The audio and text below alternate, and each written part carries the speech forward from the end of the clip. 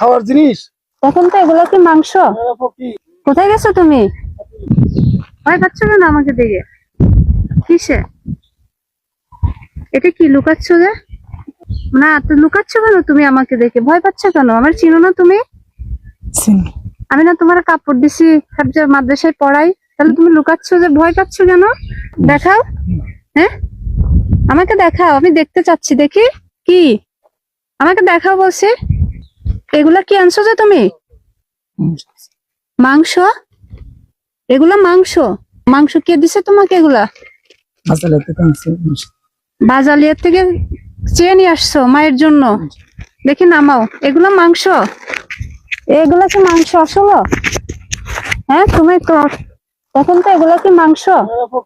সমস্যা ভাইয়া এদিকে আসেন না আপনারা। কি হয়েছে? এ বলে মাংস আনছে বলে বাজালিয়ার থেকে মায়ের জন্য। এগুলা কি মাংস?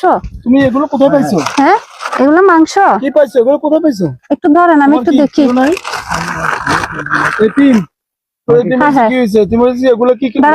খাওয়ার জিনিস দেখেন।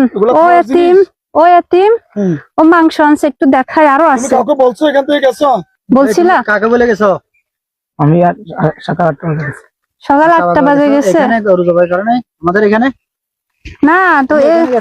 এগুলা এই যে কান দেখি একটু ধরেন, একটু দে না তো। এগুলা ও কি জন্য গেছো?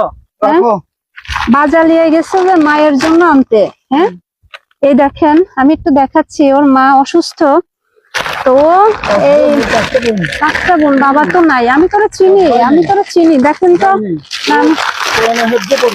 কোরআনের হেফজ করে। দেখেন আমি একটু দেখাই। দেখেন মা অসুস্থ, মায়ের জন্য নিয়ে আসছে এই চামড়া, তারপরে মাথারি।